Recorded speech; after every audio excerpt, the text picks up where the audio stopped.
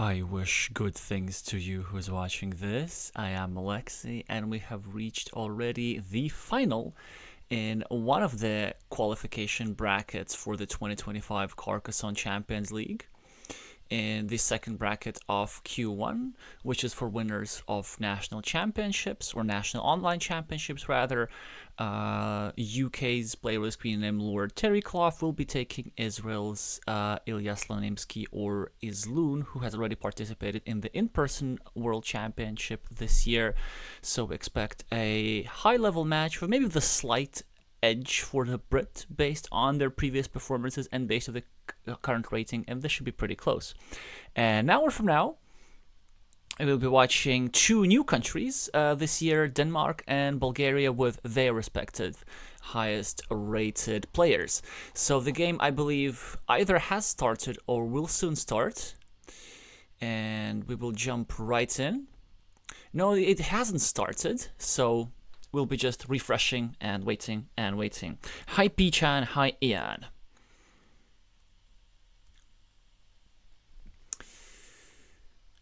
Do let me know again, as usual in the chat, who you're rooting for and who you think is going to win, which is not always the same thing.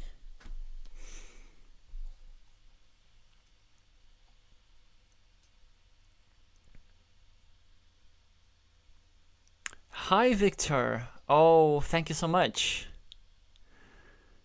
Abraços a ela também.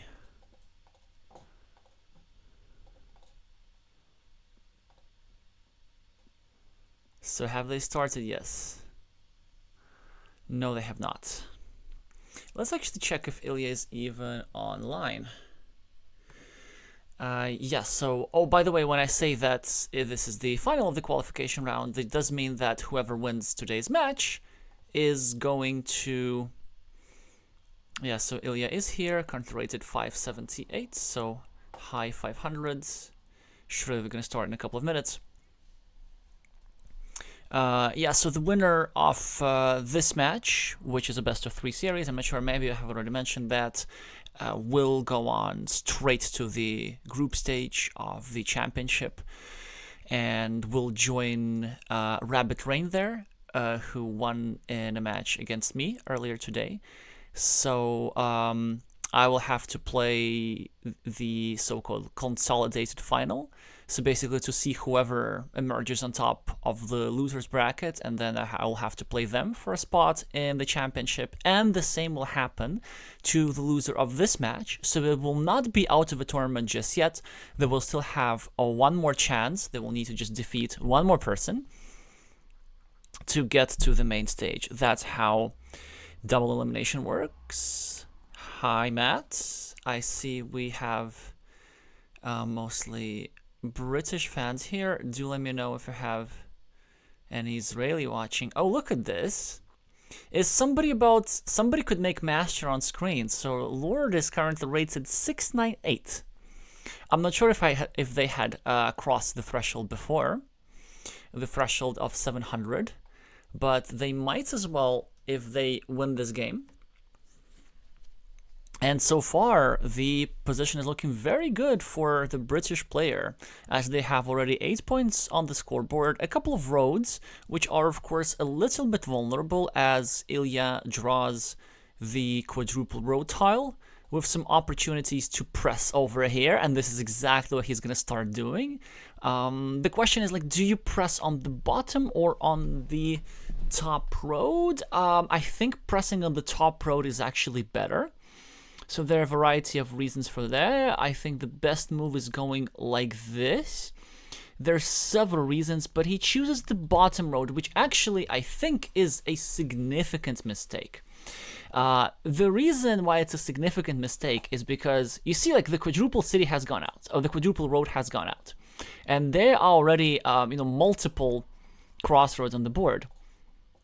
But because the quadruple road has gone out, it is possible to block a square completely. By surrounding it like this and making sure that the quadruple road is the only tile fits here, and the tile is not in the deck anymore. So this meeple will be trapped. The reason why this doesn't work with the bottom meeple is because, well, what exactly are you going to put there to trap? So now, in order to trap this meeple, isloun would first of all need a very specific tile, a left-handed dagger and left-handed dagger only, and even if he were to draw it, he would need to add a tile, a juicy city tile, to one of green's side of the city, which is really not ideal. So we can see now that Lord gets the curve and the lead on the scoreboard as well. So yeah, so I think that was actually I'm not sure, but that was definitely an error for sure. Because the thing is, like, if you were to block this meeple, so Lord would not have his meeple back yet, and then this would also create point scoring opportunities for black to get a loop road, and then also there will be two different platforms to create a further attack, so either with another crossroads or, you know, with just starting a city cap. But that's all gone now, and we just might see how exactly the far-reaching the consequences of such a seemingly small difference may be in this match. Because after that, we can see that the Brit is drawing pretty well, with two monasteries ready in two different spots. I'm not sure how I feel about that one. So I guess the idea here is to take out a monastery spot that was already here. Probably the stacking approach is what I would have preferred, especially because it's still safe now to do. The downside of the stacking approach is, of course, having to place a tile in Black City, but because you get your other monastery back so fast, it might have seemed worth it. On the other hand, here we can see that Lord has almost finished his monastery, of course, at a price, because 8 points go to isloun's scoreboard for finishing an 8-point city, but some nice compensation in terms of 3 monastery points. And of course, controlling this road is a nice idea. So very, very close difference between the monastery placement. Overall, despite the scoreboard lead, definitely preferable position for green. This side of the road is still a little bit vulnerable because Lord wants to draw a curve first to free up his meeple at the top. He can't really finish his road risk-free because then that would create a blocking platform against his monastery. But if he gets a curve first and finishes his road, well, then then what? Oh yeah, then we'll create one more attacking platform against this square, and it's still possible to block it. Interesting move for Lord here. So he chooses to add 2 points to himself indirectly. This is rather creative. So of course he takes 2 points for the road, and then he's hoping to draw a shielded tile, not a shielded tile necessarily, but a Rodorito, which may be with or without a shield, and try to connect to the city bit like this, and maybe even meeple a road to equalize. Or if isloun gets a curve here first, then, well, then at the very least, this meeple can know safely that it won't be trapped without also trapping a black meeple. So we see one move which I would regard as a little bit chickeny. So it makes some sense, just adding 1 point into what's eventually going to be a shared feature, leaving some marginal equity for drawing the one remaining splitter and scoring a city of 8 points. The move what I would have played in green's position was actually just to go here to equalize the city at the top, because the black is threatening to finish a city. This would of course create a problem in the form of, you know, this monastery potentially being blocked. But actually it's not such a big deal, because having your opponent finish an 8-point city is worse than you just losing a monastery meeple like this. And the thing is, like, based on how this road is operating, in all likelihood, in most scenarios, Lord frees up only one of these 2 meeples anyway, and one exactly. So you might as well just lose one of the meeples straight away. So, yeah, this is an interesting situation. So here, green frees up both of his meeples quite rarely, but he also gets both of his meeples trapped quite rarely. The most common scenario here would be saving one meeple. Green now continues his monastery at the bottom with this city tile over here, making the threat of a splitter a little bit more powerful, because that would leave black with a city which is not so easily completable. But black draws a city cap, will happily convert these 8 points on the scoreboard, unless of course he wants to do something more creative, like maybe this, setting up a Dorito and opening a blocking platform, which I think is unnecessary. So the normal simple move just here works. And then later what we can do, we can get another city tile, place it over here, and then set up a double blocking platform like this. It's something that the Israeli recognizes and frees up his meeple. Yeah, so Lord starts a new city like this. This is actually really interesting. So he's now trying to attack the city, which could totally work if he gets a bunch of Dorito tiles and big tiles, which there's still plenty in the deck. He'd be able to take over this big city with a good tile run out. Now, of course, a great tile for Lord, as not only he's able to finish his monastery, but also to score these 2 points for the road. Of course, way too risky to meeple his monastery, because this square is blockable in one move, and that's something that's black should do, because if you go over here with a farm, maybe even, or without, it's sort of a matter of taste, I guess, in this situation. You just go over here, and you shouldn't be worried about having the square restricted as black, because there's still plenty of city caps that go into that square. In fact, there are still 2 right-handed daggers like this. There's one, no, there's 0 vanillas actually, that's interesting, but there's still the sideways splitter, the vertical splitter, and some bunch of other things. But yeah, isloun here I think makes an error.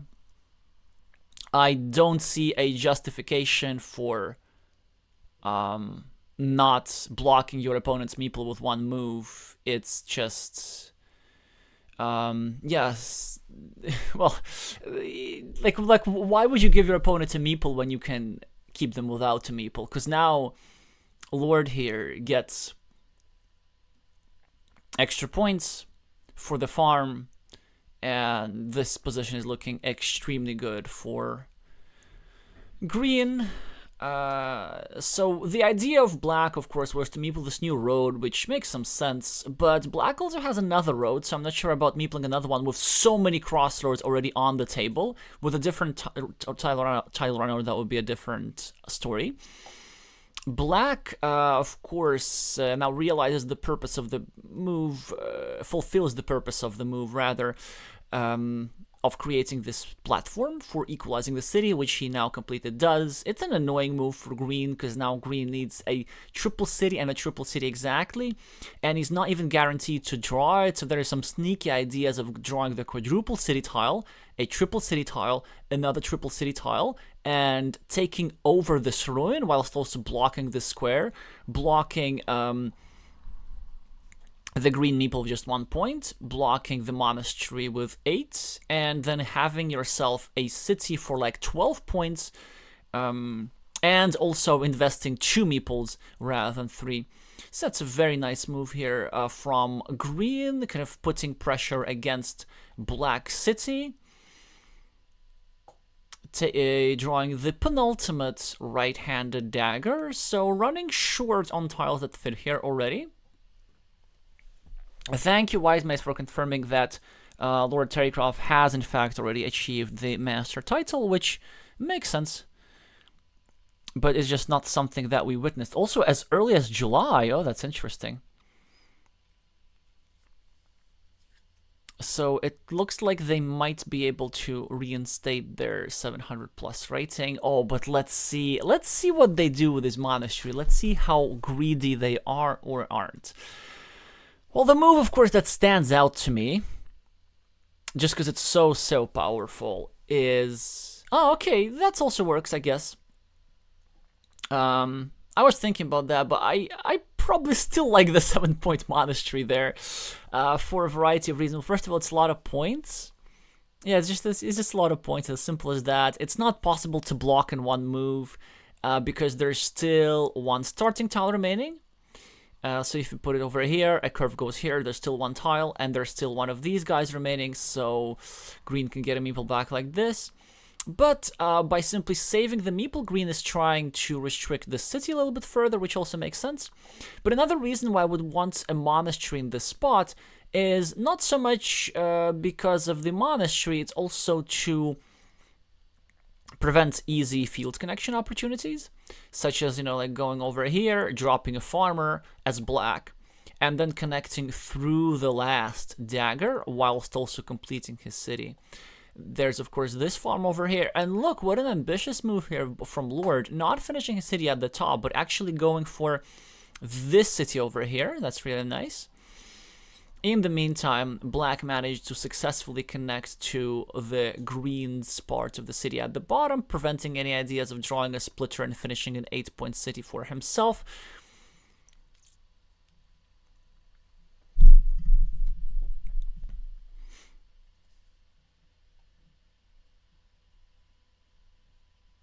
Black, with the starting tile, the last starting tile, a lot of meeples to use, but just not many options. So certainly we need to start a new city and then do something blocky in addition. So that is interesting. Does it work? 1, 2, 3, 4. There's 6 Doritos remaining. This actually might work.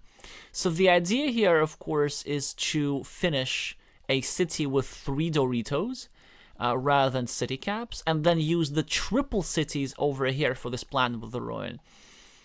That seems to work, although there are some scenarios how this could turn south. If Lord, for example, goes over here and then just tries to put some pressure on these squares, try to make some blocky moves, well, they're a fantastic tile. So we're going to see a monastery, a farmer. Farmer makes sense, trying to invade the main field. And green draws a triple city, gets his monastery meeple back, and now isloun gets a fantastic tile. The Dorito goes over here, of course, and the threat of completing the city is renewed. Then this is also quite a sensitive spot over here, because somebody could draw, let's say, the last giraffe next tile, meeple the city all like this, get a Dorito, get a triple city, and overrun and complete the city with a majority of 3 meeples. So certainly both sides might do some prophylaxis. So for example, as Lord here, I don't think I would even bother going here and trying to create an invasion platform against this guy. I might want to go over here for just prophylaxis. On the other hand, if I'm the side with the meeple majority, maybe I'm the one who wants to keep this opportunity open. Because black might be not willing to invest his last meeple for a risky endeavor like this. But given green's lead on the scoreboard, this might be necessary. Oh, look at this tile. This is not really the best tile for Lord, and the only moves available on the board are moves that hurt him. This is something, obviously, so 4 legal placements for this tile here, which would endanger his city and basically render it incompletable. Here, which would endanger his other city. Here, which connects the ruins, but actually this is not really helpful for green at all, because one of the kind of sneaky ideas behind this placement over here was this opportunity that allows now Ilya to change plans. Instead of going for a city of his own like this, he could just now go over here and create a big ruin with a 3 versus 2 majority, which should give him enough of an edge to win this game, I believe. Or at least, yeah, so he does exactly that. And look at this. I really like how he chooses to make this placement, because he's still keeping the option open of actually just drawing a splitter and the Dorito. And he also wins the coin flip for the dagger tile, completes his 6-point city. Now it's black with a meeple majority, as green spent one of his meeples to trying to attack the big ruin for the left. Certainly worth attacking. So black is now putting on some serious pressure. Now, how do you deal with that if you are Lord Terrycloth? So certainly you need to finish this city pretty soon. You kind of need to look at the city caps that are available and estimate how likely that is. And also soon enough, maybe even now, but maybe we need some more patience. Soon enough, we should be dropping a farmer somewhere here. Or here. Or maybe even here like this, kind of trying to connect through a curve. There are still 1, 2, 3, 4, 5, so there are 4 curves still remaining.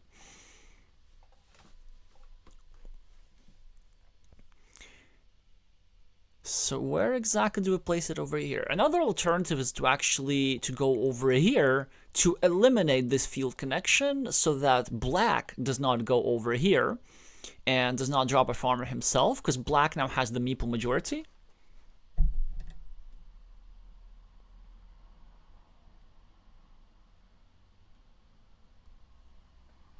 So let's see what he does. I guess we should start looking at the city caps and just estimate how likely it is that we get a meeple back. So there's a splitter, there are no vanillas, there are 1 dagger. Yeah, so instead he kind of placed the tile over here, sort of starting to block the invasion square here, just a tiny, tiny, tiny bit. So this, of course, will now...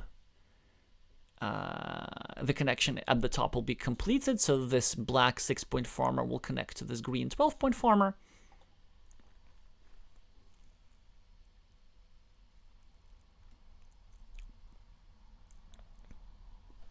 And what's going to happen next? It's very interesting to see how exactly these players chose to spend tiles which are not directly useful, you know, these straight lines, these curves. That really tells you a lot about the level of a player, like how are they trying to shape their board. So do you want to keep the field closed or do you want to keep the field open? So can you predict if extra opportunities for field connection is something that is going to benefit green in the future or black in the future? It seems to me that, so on one hand, given that black has a bit more city points, it looks like something that green could benefit from. But then on the other hand, black has meeples. And black is already using a field connection right now, realizing that he can maybe get this farmer into the field a little bit later. And I think he can. So Lord now gets a meeple back. And he doesn't meeple this because he wants to drop a farmer here soon enough, which he will do right now, which he should do right now, really. I don't think anything else is kind of justifiable. Yeah, and that's a great idea. So this move automatically equalizes black's meeple, because if black gets a curve to connect this guy will connect here automatically. But in the meantime, Lord actually gets a straight line and he can connect to the field straight away, and then black would still need to work for the field connection. Well, he gets it. Probably going to go over here.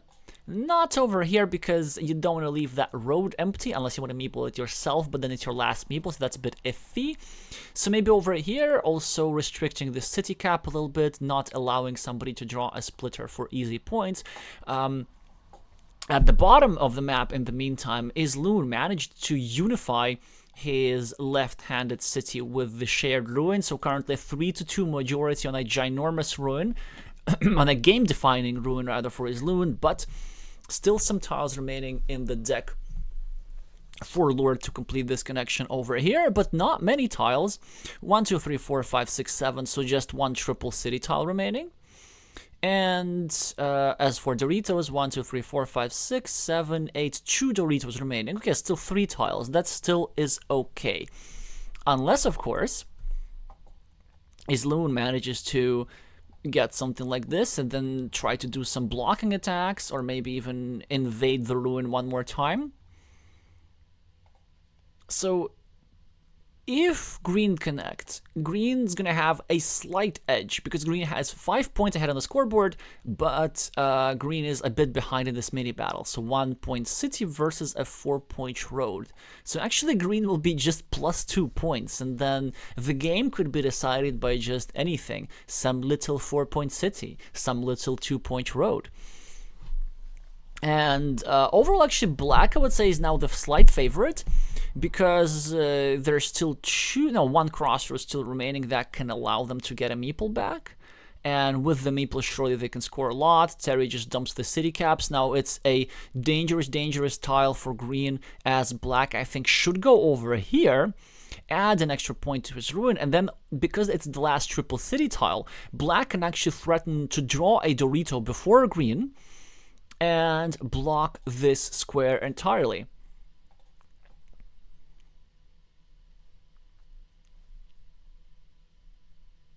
So what are the odds of drawing a Dorito before green with 9 tiles unseen to black?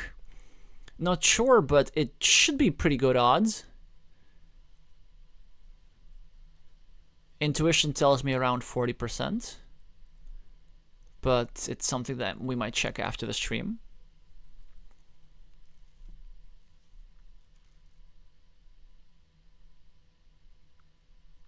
Oh no, it's even better than 40. It's like, it will be way, way closer to a coin flip than one might think, I think.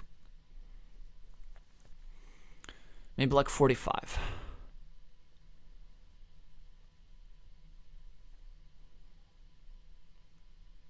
He's still figuring out what to do. Maybe he has some other plans, like he wants to go here. But then, maybe there's actually some merit in this. Because, yeah, if you go here, well, then maybe you can also block, not just with the Dorito, but with a city cap. Oh, but look at this. What a brilliant move by Lord. He's actually setting up another threat, and he's trying to get some ideas how he could win. How he could win even if the square gets blocked. So the idea, let's say, if his loon places something over here, and spends his time on blocking this square, then Lord might get this Dorito, gets what that's going to be 12 points, and then he can use his newly recovered meeple to attack the field. And then he can actually say goodbye to this ruin with good conscience, because that probably would be enough for him to win. This is an interesting pattern here. So you can sometimes continue your city like this and open it up to a block with the idea that, first of all, you can do this close to the end game with 2 conditions. Condition 1 is that your opponent is trying to block you somewhere else, so opponent doesn't have time to block you in both places. And condition 2 is that there are not many blocking tiles remaining in the first place. So yeah, he's now trying to protect his cities, but the thing is that he does draw one of the Doritos, but his loon restricts the square, so there's only one Dorito with a road now remaining, and Terry needs this in both places. And it's a game-changing city cap for his loon, because this puts him right in the lead, even if Lord successfully connects over here. Also quite painful for the Brits that he can't use the city cap productively. So then, I guess as Lord, how do we win this? Because we are a tad behind, right? Our plan should be, so definitely to draw one of this tile and connect to the ruin. But then we're still going to be behind a couple of points. So how do we score those points? I'm also trying to think, maybe there's a different combination possible. Yeah, so he goes there, and isloun, I believe, can put this game away now with this crossroads. Plenty of ways to do that. He could just get 3 points going over here and meepling a new 2-point road. That should do it. Or just meeple a 5-point road straight up. And the big problem for Mr. Lord here is that for him, it's not enough to connect to the ruin, because he also needs to do something else. And he only gonna have 2 more tiles to play. One of which, let's say, he used to connect to a ruin, and one to meeple a feature. But he's gonna run just a little bit short.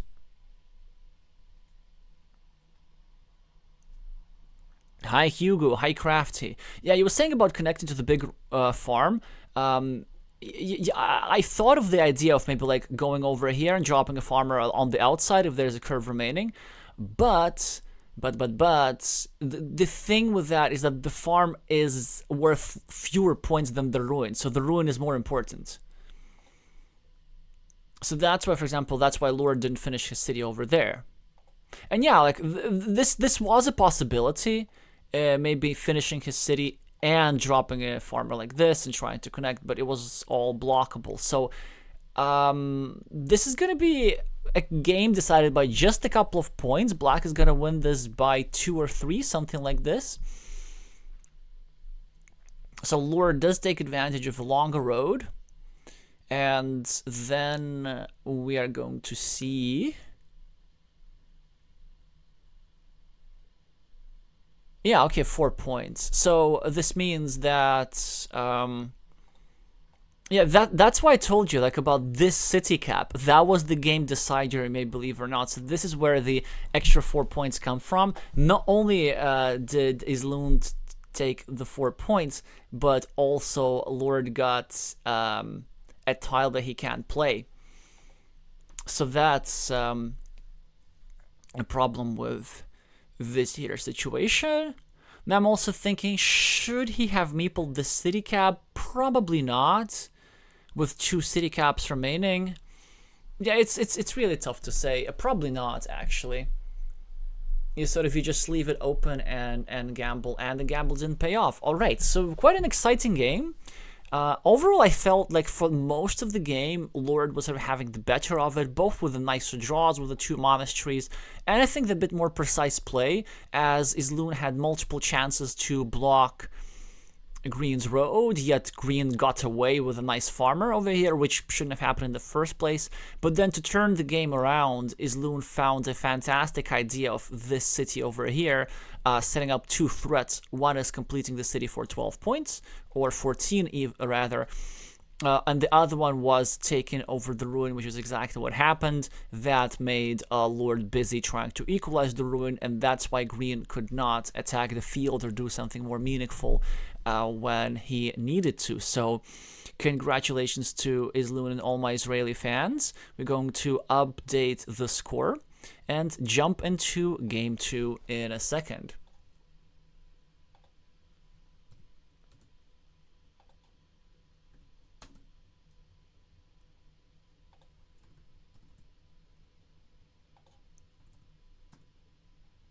Yeah, there we go.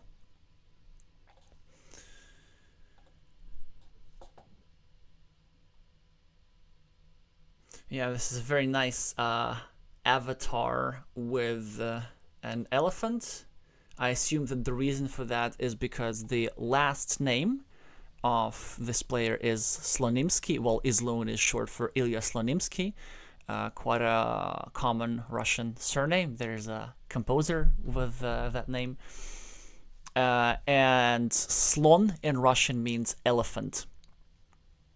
So, like, I think the surname actually has a different etymology.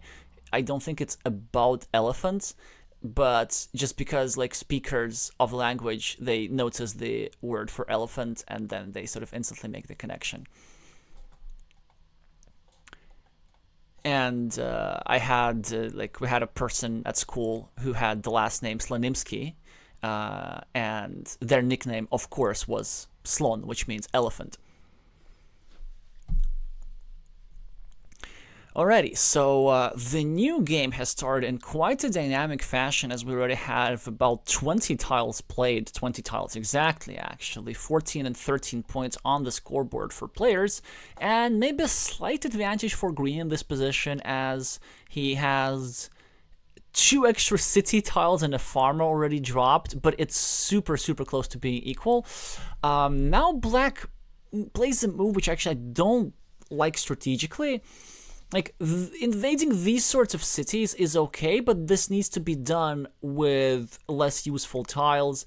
A stronger move for Black here, I think, is just going here or here, sort of trying to harass this city, because this city is quite the threat. It already has 2 shields in, so it's going to be at least 12 points, possibly 14, possibly 16, depending on which tiles he draws. And you see how Ilya is using quite a valuable tile in order to try to achieve the purpose that I was talking about last time.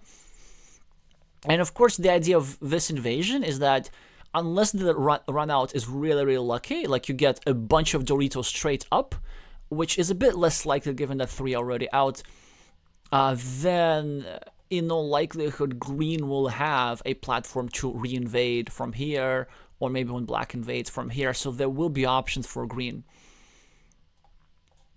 And also the thing is that, let's say black successfully invades, but then when green gonna re-invade, green might use like a triple city tile and then a Dorito. So the city will be tied, but black will have invested better tiles than green into this. So in that exchange, kind of green comes off ahead. So you see, now also isloun connects to the city, which is okay, but maybe it's a bit premature. I think probably it's a bit better to start to take those 2 points and annoy this city.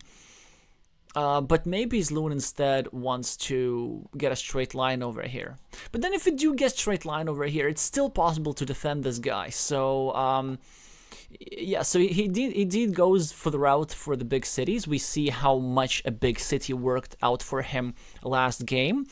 Even though he didn't win that big city, it distracted just enough attention from his opponent to enable a victory for the Israeli. Now isloun gets the last horse tile. It's a great question where to move it. I do think that now you gotta do the block. Okay, he does not want to do it. He just wants to connect first. Okay, and now this city is certainly starting to work out pretty good for the Israeli again, because it's just worth so many points. Obviously extremely unlikely to be completed, but is that 15? Yes, that's 15. So probably at some point Lord is going to need to attack it. But on the other hand,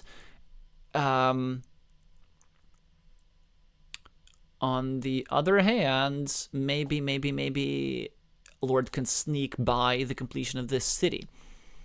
Because it's still technically possible, right? So the only tile that has already been used up, at least all specimens of the tile have been used up, is this horse tile. Look at this, 3 horses on top of each other.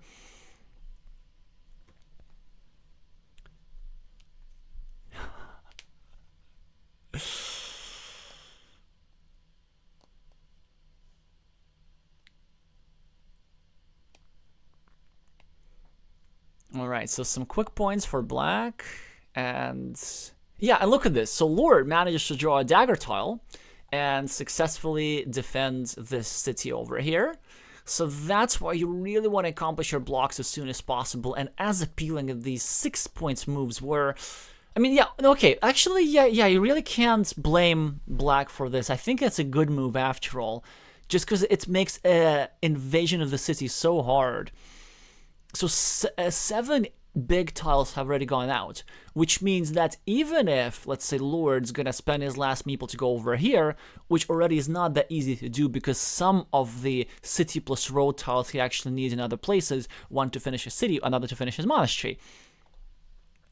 Even if he were to successfully try and start an invasion, isloun can always draw the last triple city, go over here, block the square, and leave the poor green meeple stranded with just 1 point. So there's going to be no safe invading this city unless you get a straight, not a straight, a splitter tile, like Lord has right now. So it's a question like, do we do this right now? But no, says Lord. We're just going to take the quick points. We need the meeple.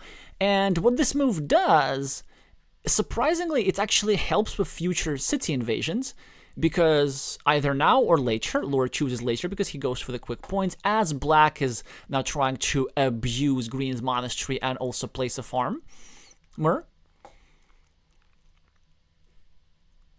now managing to successfully invade the field. I would say a little bit prematurely. I think it was a bit better to place a tile over here and try to actually block that square. Oh, and now isloun can make a very powerful move. Of course, you never go here because this is irrelevant, and you also don't want to give your opponent a meeple back, even though you forgive a meeple back yourself.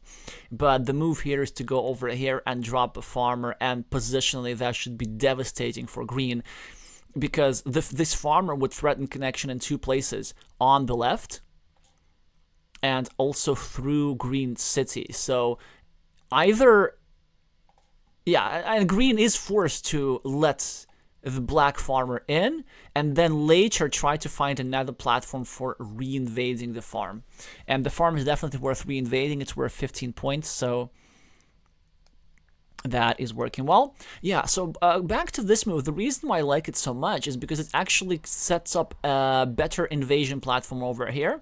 So let's say if Lord draws another one of these, he can go over here and not be afraid of an immediate block, because there's still, well, at the time of my comment, 3, but now 2 Doritos with a field remaining. And in order to block the square, isloun would need to kind of draw multiple things. Ooh, that's interesting. I'm not sure how I feel about this. So green starts the city invasion like this. And there's some, you know what, there's some merit to this, because there's still 3 giraffes next tiles. And of course, 1 triple city available that can go over here. But then in order to accomplish this invasion, you will need to draw the giraffe next tile before drawing the Dorito to invade. And still, the odds are actually on Lord's side, because, you know, yeah, there we go, draws the tile immediately. It's a very inspired move, as the Carcassonne brothers would say. Yeah, the reason why it was quite likely is because there are 3 of those tiles. Well, actually, there are 4 of those tiles that fit here, so that is a lot. I think this is almost just as many as there are Doritos. So isloun now finishes a 6-point city on the right. This is also kind of a nice idea of starting city in a way that takes out another invasion platform. Here, I think that the Brit moved a little bit too soon. I kind of don't really see the purpose of this move. So would be curious to hear any of your ideas, but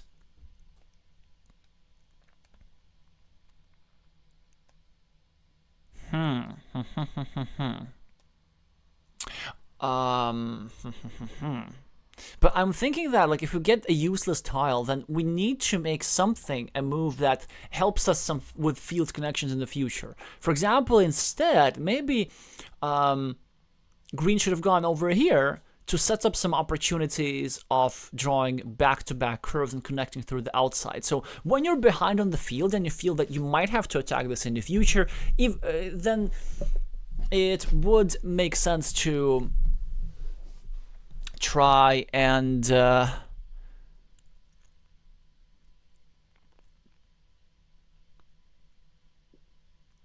wow, that is a gutsy move by Lord.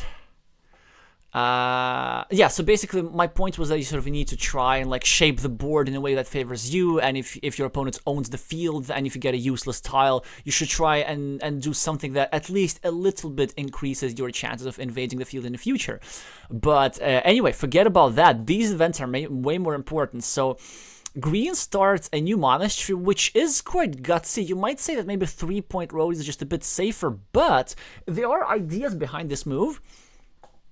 And the idea is, so isloun, with this move over here, just opens a blocking platform, and this monastery cannot defend. So from green's perspective, it looks like green is very likely to end up losing this ruin as well. So if he's gonna lose this ruin, then this monastery placement is an attempt to immediately come up with compensation. So if isloun blocks the square, which of course would block this monastery because there aren't any daggers. Wait, there is even a dagger available, yeah.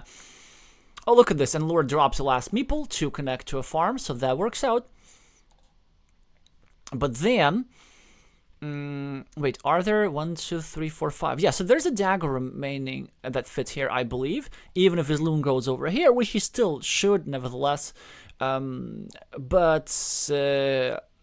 the idea behind this move is that it's difficult to block both the monastery and the city at the same time.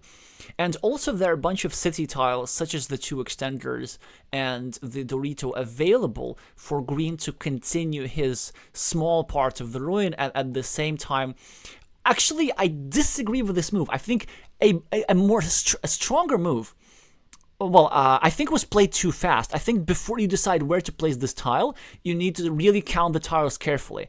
And I think a stronger move was actually placing the city cap over here, setting up for a city tile to finish the monastery.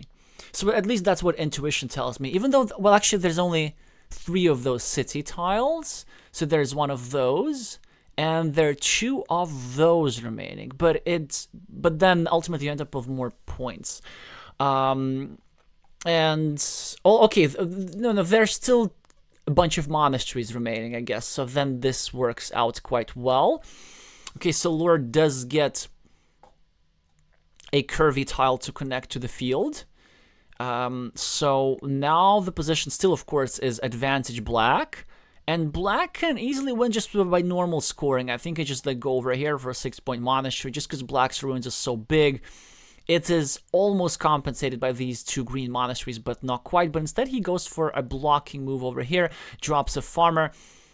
And this might pay off very well, as Terry does not get a tile to get him a meeple back. And this farm is actually really nice. So it's an idea, it's kind of a similar idea to scoring here, but we can see that Lord ends up either without a meeple or without an easy meeple. Well, okay, there's still a Dorito that's left here. There are no splitters, and 1, 2, 3, 4, 5, there are no vanillas, so 1 tile and 1 tile only left to save Lord from imminent defeat. So let's have a look. Green has 2 points on the scoreboard. Extra.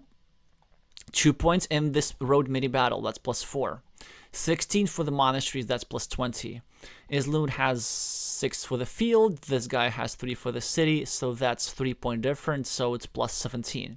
And then finally the ruin. 1, 2, 3, 4, 5, 6, 7, 8, 9, 10, 11, 17. So the game is now completely equal, quote unquote, with the difference that Isloun has an extra meeple in hand, which will make all the difference. He is now just dumping tiles here and there. Lord gets the monastery tile, which could have fit here, but it won't. So in order to have a chances in this game, Lord will need to draw that Dorito tile soon enough, and not on his last move. We can see that Isloun already finishes a 6-point road. Lord now trying to accomplish something and to shorten that road a little bit, but the Dorito is drawn by the Israeli, and contrary to what I have predicted, it looks like Ilya is going to win another tournament this year.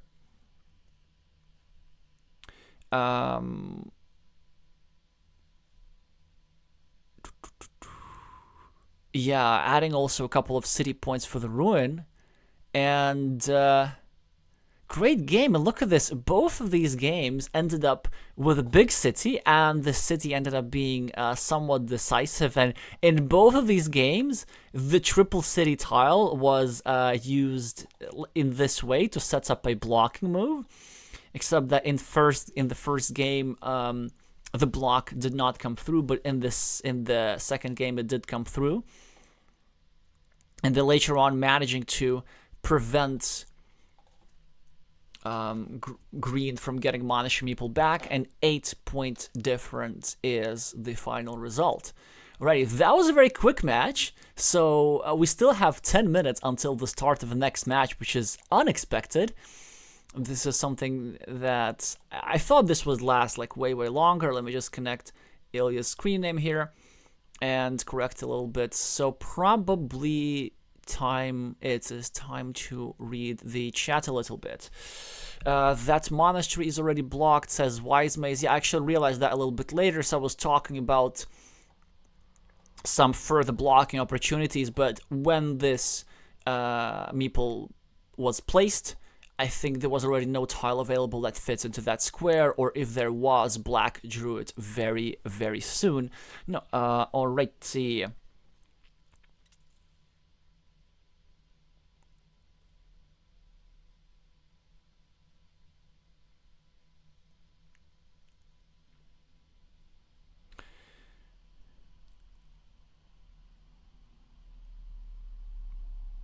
Okay, so Wise Maze is saying maybe the monastery would have been better placed below the cow tile to allow for a field Dorito to connect. Ah. Wait, I'm thinking, which of the monasteries? This one? But then if it's this one, then shouldn't we be rooting for Road Dorito instead? Because I think there were some remaining at the time. And also, like, other than, like, Lord's position was not great, actually. I think I like this idea, because it sort of creates two threats, and he sort of realizes that one is enough to win.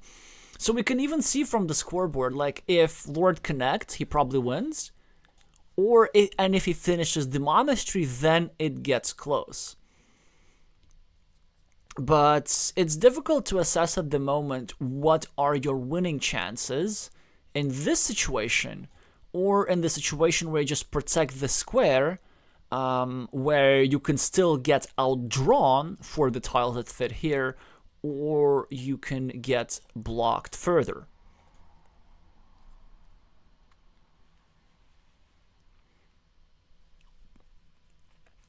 Ah, alright. So if there were two field Doritos, that kind of changes things. But then you really hate to use such a... Well, actually, it's not that juicy a tile. I mean, you could just score 3 points for that. So sacrificing 3 points for defense seems to me worth it. On the other hand, I guess what I didn't like about some of the moves, it's not the result of them, is that the speed with which were played. And so some like really critical decisions. But I don't think that everybody should play slowly. Like, some moves are like intuitive, but in some situations, to sort of really assess what's going on and how you're going to win, you gotta try and actually count through the tiles and see how they're gonna be used. So at that point, for example, like, how many blocking tiles were there? So they were, of course, the both row Doritos, which could be drawn. They were these bits, but on the other hand, there were also quite a bit of row tiles, which are not possible to use to block. Okay, so there was also this one, by the way. And yeah. So this kind of goes for both players. It felt like a game which sort of used a lot of intuition, which makes a lot of sense in the start, but then closer to the end, like, so to these questions that we're asking ourselves and they're being asked in the chat, like, they're probably, you know, like, there is somewhere an objectively correct answer to them. But yeah, anyway, speed certainly adds to the excitement. Would be interesting to count how many city points has actually isloun gotten over the course of these two games. Probably has to be like, I don't know, close to 100 if we add up completed and incompleted cities together.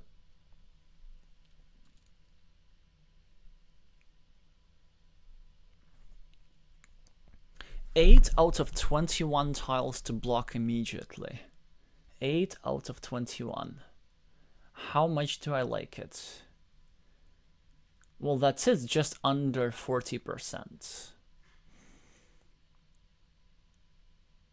But then also, okay, and then also, how often do we win if we get blocked, but we get this monastery meeple back sooner? You know, maybe we do, like, imagine if instead of this city cap, we drew something like this extender, and then we draw another extender. Then suddenly we get, like, 4 extra points, and a meeple back. Yeah, that probably does it, actually. That just does it. 4 points and a meeple back. So, no, strategically certainly interesting, and there are 2 ways to approach. One is just protect the square at all costs, and the other one is, you know, brace for impact and kind of try to win the game through different means. Alrighty, we're not going to analyze this one any deeper. Oh, thank you, Wise Mice, for confirming. So it's actually over 100 points that isloun made. It was like 104 over the course of these 2 games, which is a lot. It is a lot. So, next match. Well, actually, before the next match, we still have 4 minutes to fill. I just want to have a quick look at the bracket for Q2. For Q22. Alrighty. So, isloun now 1. And wait. What's that about? Oh no, that's Q1, of course. Yeah, it's Q1 too. Q2 is happening in 4 minutes. Yes, so isloun 1 goes on straight to the tournament to join Rabbit Rain. And then, who's Lord gonna play? So Lord's gonna play over here. So he actually has a bit of waiting to do. He needs to first of all wait for these 2 matches. And then for this match, so it's probably going to be a couple of weeks even before isloun, before Lord Terrycloth actually gets to play. So it's sort of like a punishment for losing. That's the wait, and that's the same thing that I'm going to have to do as well. So Q2, on the other hand, actually, you know what? I just want to have a look at everybody. So what about Q1, 1. Are we any close to the finals? Oh, interesting. So Erwin already won. So Erwin will also be playing in the main tournament. That was very quick. Erwin playing very fast, both in individual games and between games as well. And the Portuguese player with the Italian screen name is going to try and win some of these guys. How about Q1 3? Mizny of Poland will be playing either against Minkrak or against the Secret Star. I have a feeling that it might be the Spaniard because there were some issues when scheduling the match. So Secret Star actually got a warning for not being responsive. Hopefully everything's okay on their end. And Yuhai Hainemi of Taiwan versus Pyro of Japan should be a pretty interesting match to decide who goes from Q1 4. Alrighty, and now in 2 minutes, I'm going to have a look at a Magic Girl from Bulgaria and Hubert from Denmark. This will be the second round of the losers bracket. And Hubert lost his first match 2-1 against Crafty Raff, which was also streamed, so some of you might have seen this. And Magic Girl lost her match against Kęstutis Kurenius, the reigning Lithuanian champion, something that we didn't stream yet. So this is going to be the first ever Bulgaria appearance on stream. And then after that, they will have to play either the Dutch player from the Dutch national team. That would be quite a difficult matchup for whoever ends up winning. Or against Larpottori from the Finnish national team. And whoever loses now figuratively goes home, I guess. So we'll have to say goodbye to one more tournament participant today.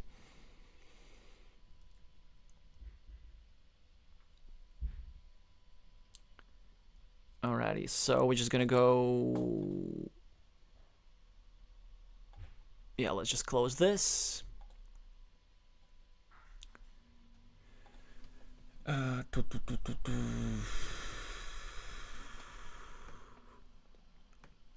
They're about to start. Hanabi game. Oh, look at this. Also plays Azul with a quite decent rating and 10,000 games. 2,000 game of Carcassonne, so 450-ish rating, which I believe is a little bit lower than the Danish player, whom we're gonna have a look at now. Right, so the game has been created. Hubert just over 500. So this matchup should be pretty close.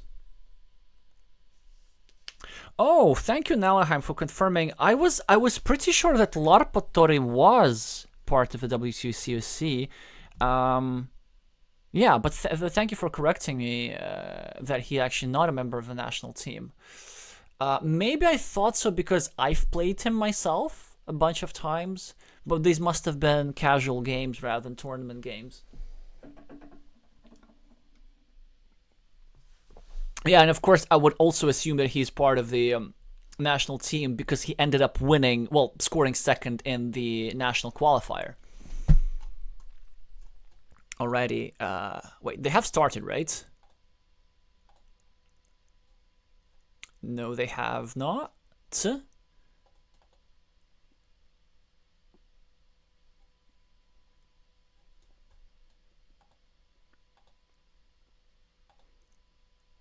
Well, they will be any second. Wait, why does it say fast? I know that they might have their preferences, but there are some tournament rules for a specific time format.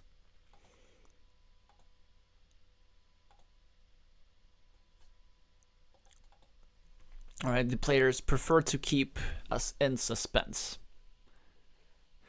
No crafty fast time control. It's not possible in this tournament. I'm pretty sure they're making a mistake, but we've encountered this actually before in WTCOC. Was that 2023 or 2024? I think that was actually WTCOC 2023, when Slovakia was playing Japan. The match between Mate Tabak and the Japanese player with screen name Should, I believe, like one of them, actually was played entirely in fast control. And nobody noticed. Well, we noticed, my viewers noticed, but we are not part of this, so.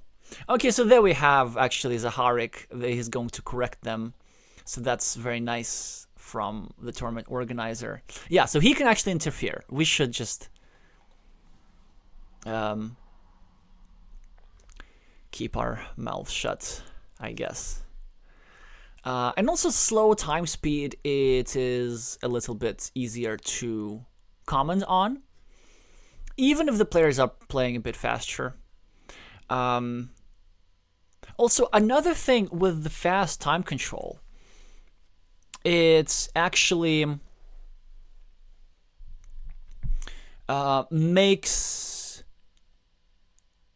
failures in internet connection much more perilous, because you have only 1 minute and 40 seconds to reconnect if something goes wrong. Like, imagine you have a power outage, or then you can just lose the game on the spot. Whereas if you have 3 minutes or 2 minutes and 40 seconds, it's way more time to reconnect, and that of course changes things. So this is a reminder that every player is responsible for their own internet connection,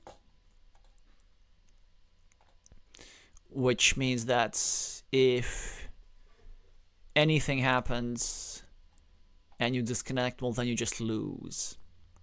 Unless, of course, you reconnect before your time runs out.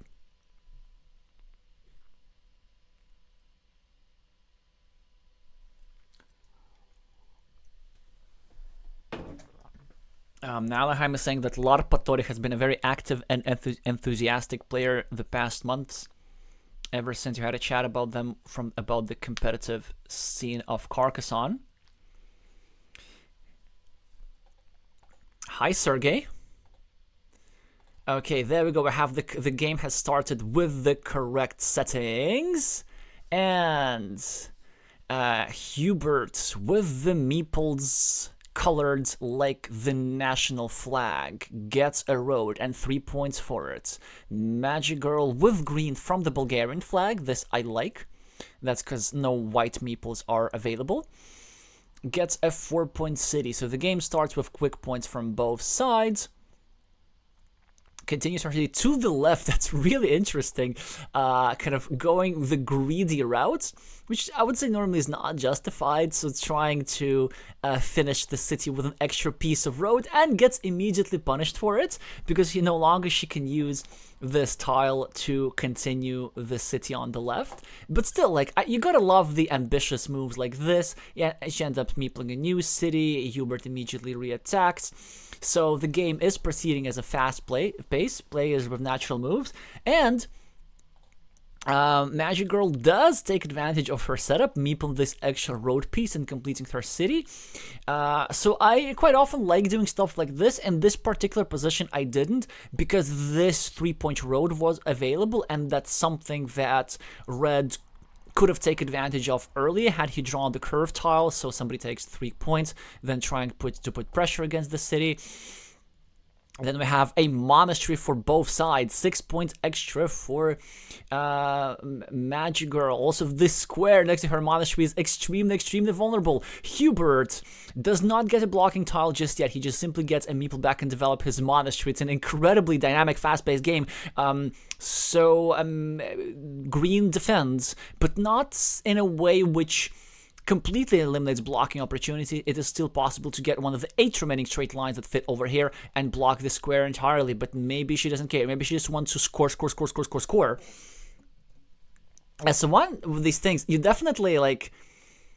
oh yeah, there we go, and the monastery is pretty much protected. Now, the only blocking tile available is a road monastery, and... okay, this could get really dicey. So Hubert connects to the city, and then somebody could draw a city cap to place over here with a meeple, and then draw the last remaining triple city tile and take over the city with 2 versus 1 meeples. Green continues her road. Red getting quick points on the right. 3 points advantage for the Dane. Dropping a farmer with 6 points. Setting up a curve to finish the monastery. The advantage of this move is that it's efficient farming. Disadvantage that he's now foregoing the chance to draw a monastery and finish monastery with another monastery, unless, of course, it's a monastery with the road. Hubert kind of dumping the tile in the only possible location. Magic Girl finishing a very long road and going back on the scoreboard with 7 extra points compared to her opponent. This was, by the way, a nice move by Green, breaking a city cap which was located in Red's field, and also making it harder to develop the field in the first place. But this actually is a farmer which will end up being justified because this city is very likely to be completed, and this will add 3 extra points to...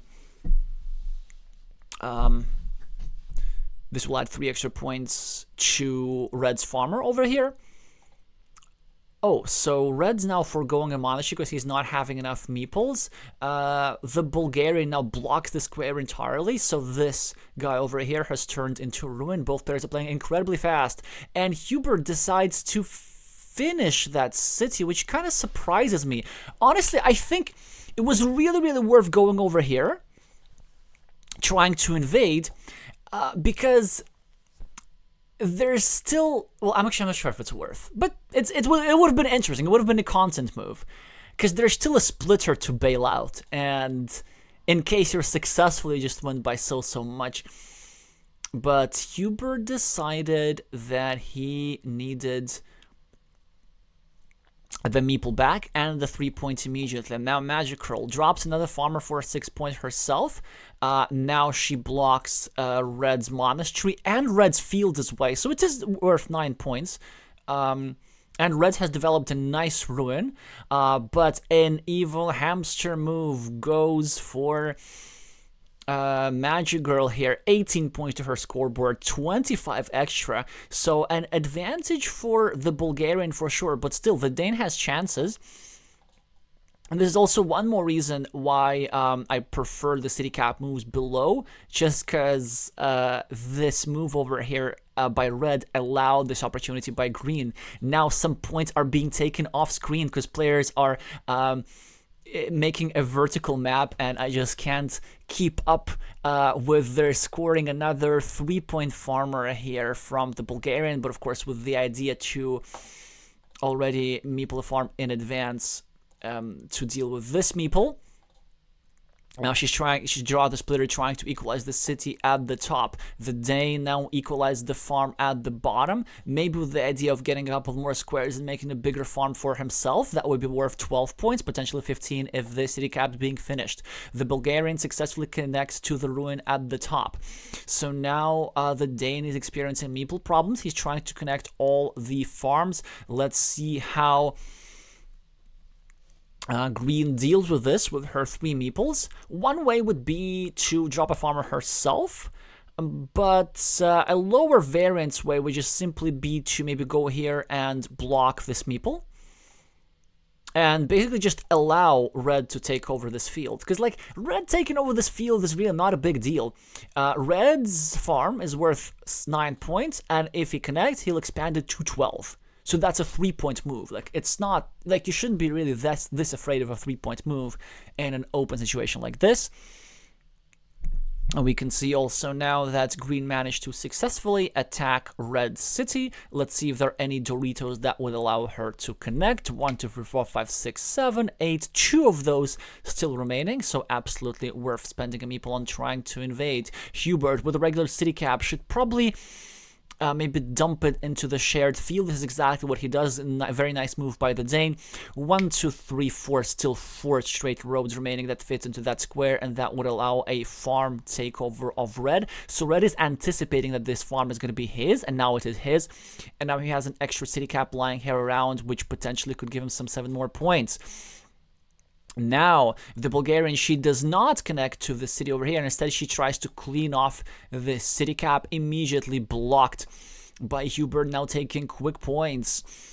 30, nearly 40 points ahead on the scoreboard. Hubert with a Dorito tile. Nice way to score 3 extra points at the... of course, yeah, he's invading the ruin. That's very interesting. Is there even a tile to invade? 1, 2, 3, 4, 5, 6, 7... no, there's no Dorito to invade. So sadly, the Bulgarian, the Dane is simply not counting tiles, perhaps, or maybe counting them mistakenly. Of course, it's very tempting to think that your invasion would work, and maybe he just simply likes to play fast. This was probably one of the fastest played games we've ever streamed.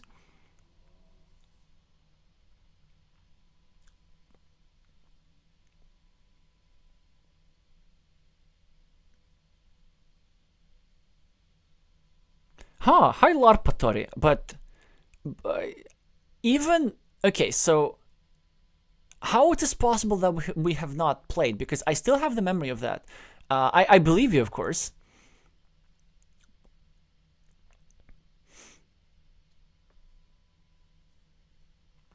Well, anyway, we should change that sometime soon. So, yeah... Magic Girl of Bulgaria gets the first one on the match scoreboard in a game which lasted just under 10 minutes.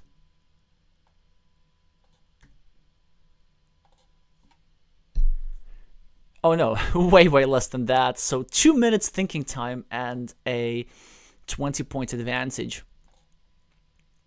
So whenever both players are playing fast, then I like to say that whoever wins was correct in playing fast, and whoever loses was not correct in playing fast. Alrighty, so now it was the Dane starting, but no, it was actually... Yeah, okay, let's try to replay this. I'm pretty sure it was Magic Girl who started this one, got this one. Okay, it's too fast, it's too fast. What we know for sure is that, yeah, she was the starting player because of this new mark over here. This new feature of Board Game Arena showing who the starting player is great, but then it eliminates the joys of retro analysis. Alrighty, so what do we have here? Shared city, scoreboard advantage for green, a farmer already. A city block is being attempted by Hubert here, who is now finally on the scoreboard, only -4 for the Dane. Magic Girl starting a new road. Crossroads for red.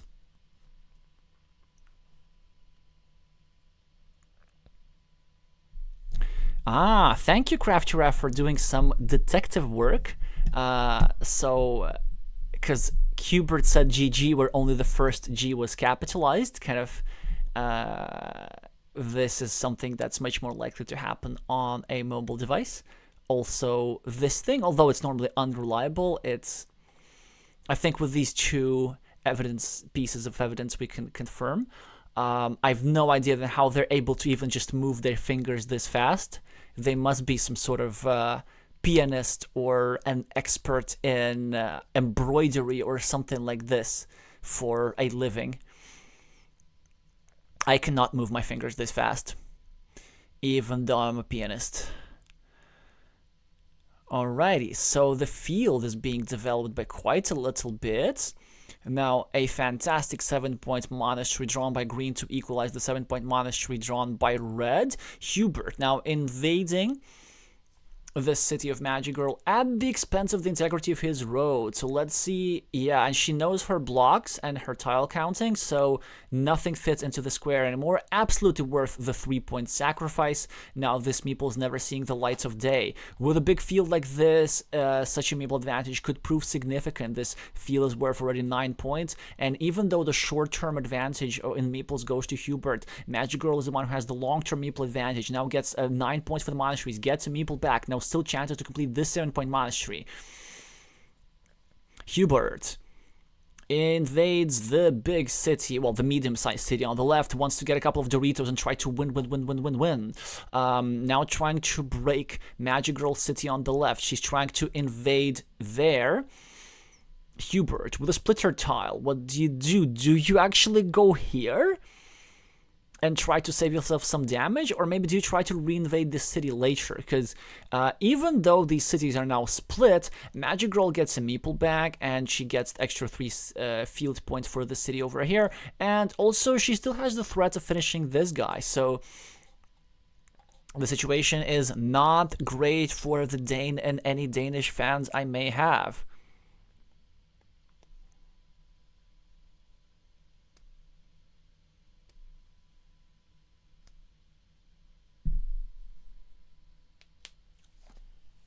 Red starting a new city and maybe even dropping a farmer. Yeah, that makes sense. Even though I like to say that these types of farmers are pretty awkward, like it's probably the single worst tile for farming in the deck, I still like this move just because the situation of Hubert is not great, and he's now trying to take over the city on the left. In the meantime,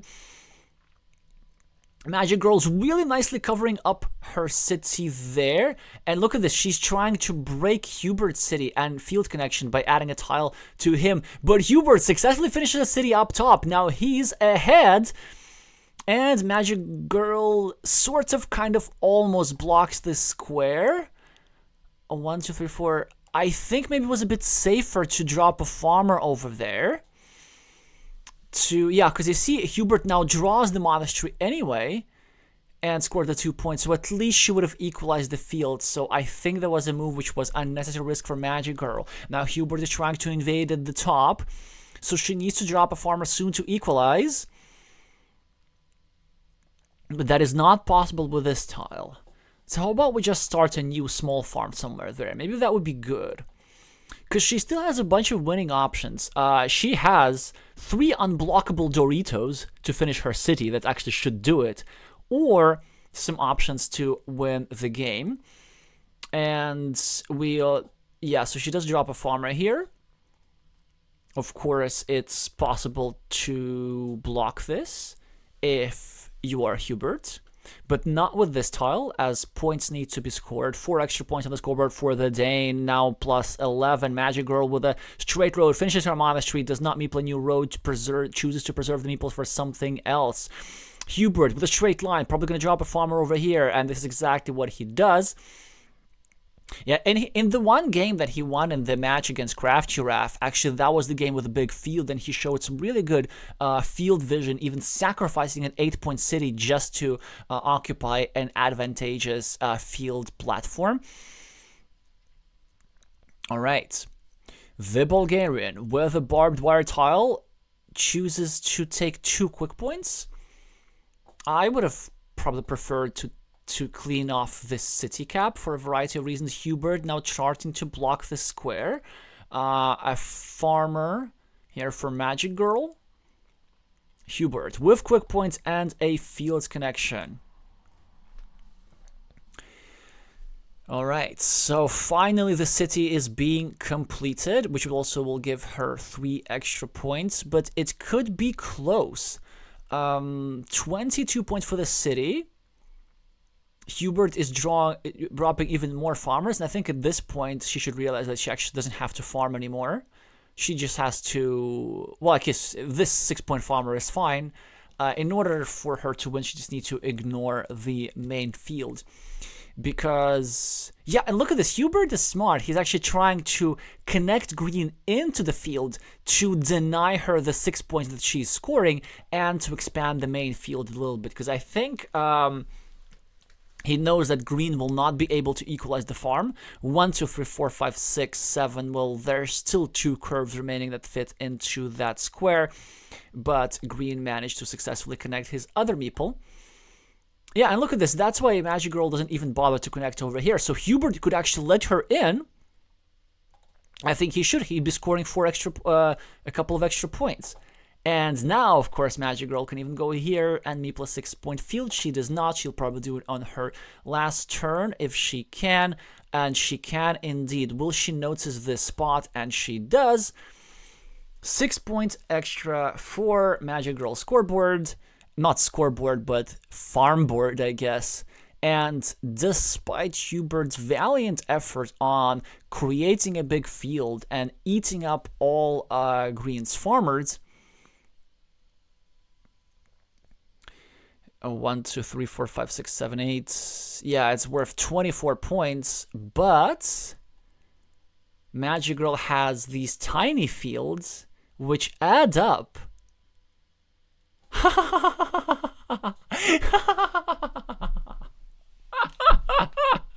It's a tie. Unbelievable. I thought she was further ahead. Wow, Hubert pulls one. That's amazing.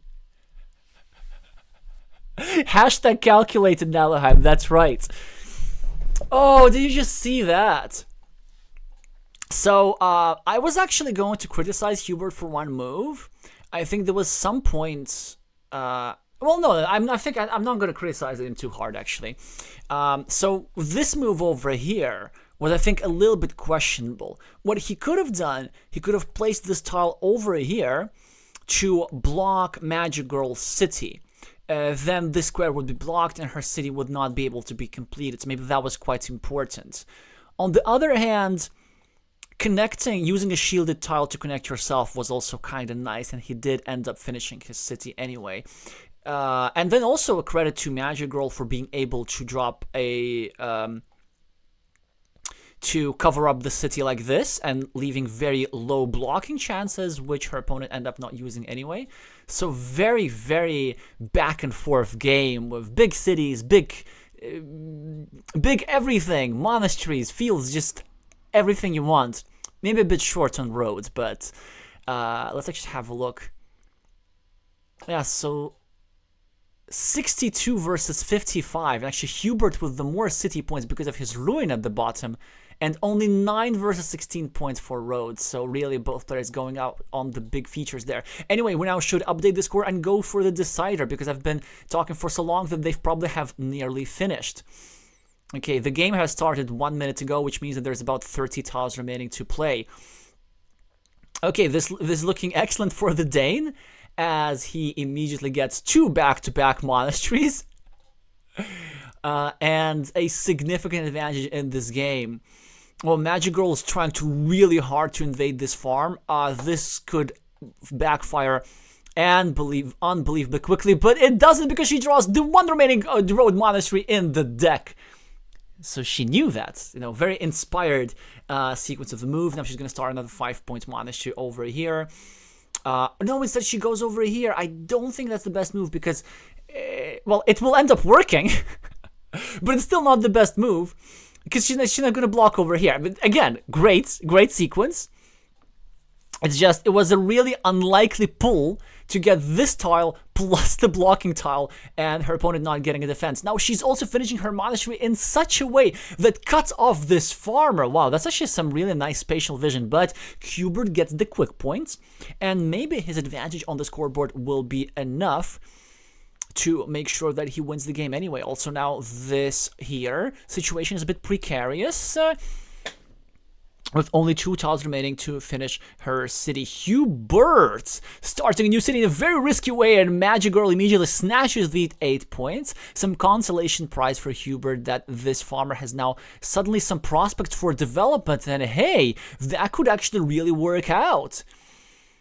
As he gets 3 more points, he's gonna get some more road points, a road tile over here. And I was going to say that Hubert will complete his city, and as a result, this farmer will grow to 9 points, which is full enough to justify it. But unfortunately for the Dane, he draws probably one of the worst tiles in the deck to draw, and he's forced to break his own city because that was the only legal placement.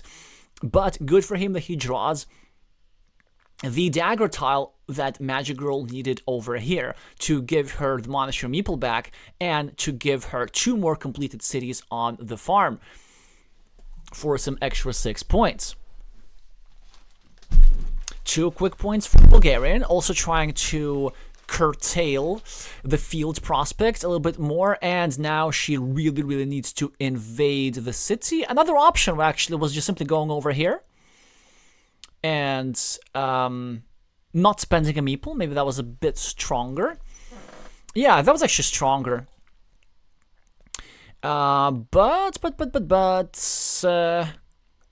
Meeple-wise, she's still looking pretty good. Because look at this. Blocked Monastery versus blocked Monastery. That's cancelled out. But then there's this little field versus this bigger field. And so this is her main chance of overcoming the 7-point scoreboard difference. Yeah, look at this. So she blocked this field with 6 points. And then also trying to put some pressure on this road. And now that this monastery has been used by red to block this square, the downside of this move, even though it was absolutely necessary, is that now it's possible to expand this field to bring 1 more city to the left and some further green squares. Magic Girl with a city cap, probably best to place it over here, or maybe over here, starting a new city and putting further pressure on this little guy. So she chooses to expand her field, which makes sense.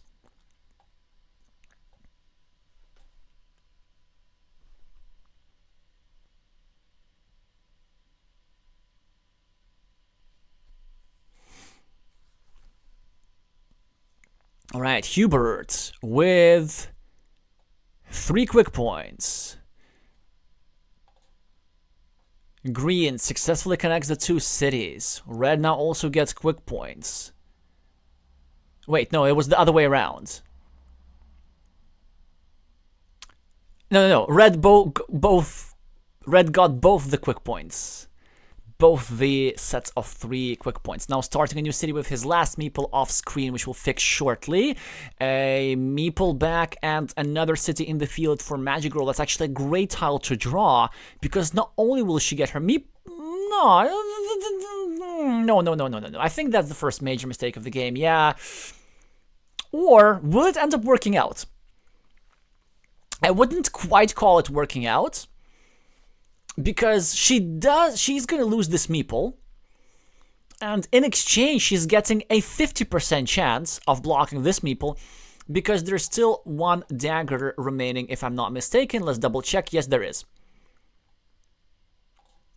So there's still a tile that fits into that square, which Hubert can draw and then drop a farmer. On the other hand, maybe her meeple is not like entirely trapped. She's still trying to add some points and build to it. But of course, the immediate 7 points and a meeple back were just way stronger. Hubert's still ahead on this in the scoreboard. And Green has 15 points on the field, but Hubert has 6 on the field, so 9 points better for the Bulgarian. So the game is really close, and a lot that's going to make a difference is whether Red gets his meeple back over here. Quick points could also do it. So these 2 points that Magic Girl is going to score are also quite important. She's now trying also to block her field from all kind of invasions. Hubert with a curve, not even starting a new road, but gambling for a new road. Magic Girl with a monastery tile. Why did I call it a monastery? It's not a monastery. It's a Dorito tile. Continue her city. Hubert starting a new city. She's not able to block. She continues her city like this. But Hubert now not able to take advantage of the 4-point road that he set up. So probably he now needs to destroy it. But instead he wants to try and go for the blocking attack against this city. Magic Girl gets the 3 extra points. The 4 extra points for the road. Hubert gets the tile that he does not need. Magic Girl with a straight road tile. And that blocks Hubert's city. But at least Hubert gets his farmer back. His road meeple back. 5 points extra on the scoreboard. And a... What?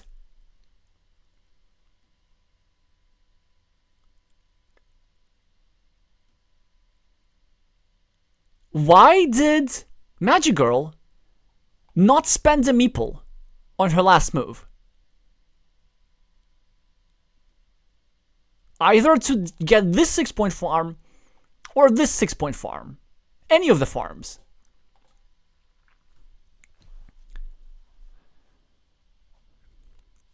It is not something that I will not be able to understand. But I think... Oh no. Oh no, and it's gonna cost her the game and the championship. So, in order for her to win this, because remember, Hubert were starting the game, so a tie is good enough for Magic Girl. She doesn't even have to meeple this field. She can even win with a misclick if she meeples the 1-point road. So, like, she just had to do anything, like place a meeple anywhere in her last turn. So, yeah, this is something that happens, like when you play so fast that you don't realize it's the last move. I'm not sure if you realize now, but oh, this is quite painful, of course, if you're our Bulgarian fan, and if you're Hubert, you must be having a huge sigh of relief. And it's probably very polite of him not to point this out in the chat, like, hey, like, you had a win. You know, you just place a meeple anywhere. So, also, of course, it's Hubert required a very particular tile draw to first free up this meeple and then get the city meeple together with the farm. And he also needed for Magic Girl to either misclick or to forget to place a meeple, which is exactly what happened. So, yeah, we're finishing our stream with quite the throw. Yeah, both the game and the tournament. I don't think there's much to add to it, except, you know, there are some merits of actually playing slower. You know, on the last move, if you have 2 minutes, just like run down your time to 1 minute. You know, just double check everything, regardless of what the score is. Because look at this, like, things were looking out in this game really well for her. So first of all, these monasteries, quite devastating. Red drew them. Green nevertheless finds some very nice ideas, so very inspired sequence of connecting back to the field, and then those low prop but very quite crafty blocks that ended up her having a 15-point field versus a measly 6-point field for Reds. And then, unfortunately, all that finished, well, in a way that you just saw.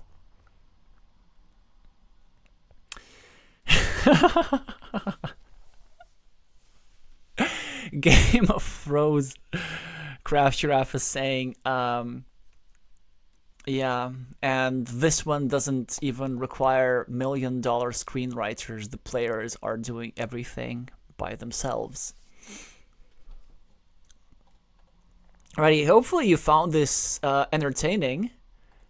Probably more entertaining than the players themselves. Let me just update the score. So what a gigantic comeback for Hubert, managing to win the second game by tie, and then the third game in the way that you just saw. So let's now have a look at what's ahead of us. In this bracket, Hubert will be facing either Meeple of the People of Netherlands or Larpatori of Finland, whereas Magic Girl concludes her appearance in this tournament. In the upper bracket, well, anyway, we're not going to go through every single bracket right now, just about these players. I just want to have a look again at the upcoming matches. Yeah, so not a great day for Latvia today, actually. But both Krishna and myself are still alive in this, with a chance to...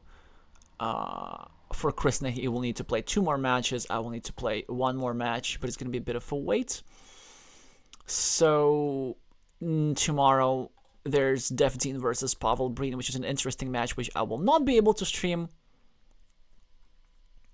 And then our next stream, unless some players schedule them other matches, so we don't know what's happening with Lakers versus Kraukle, and some more match times will be coming up. In all likelihood, I will be able to stream the match Penguin EM versus Carupayun of Argentina, which is of a lot of relevance to me because one of them could be my future opponent. This is from the losers bracket of Q4. So Penguin EM lost a match against Rabbit Rain, which you saw on stream, and Carupayun lost a very narrow match against yours truly. And now they're trying to do something about this and hang on to their 1 tournament life remaining. So that should be pretty entertaining. So what's 12 is like Thursday, yeah. So I guess I'm gonna see you on Thursday unless we have other matches coming up before that. Well, good to know you did enjoy those last 2 games in Middleton. Yeah, this is,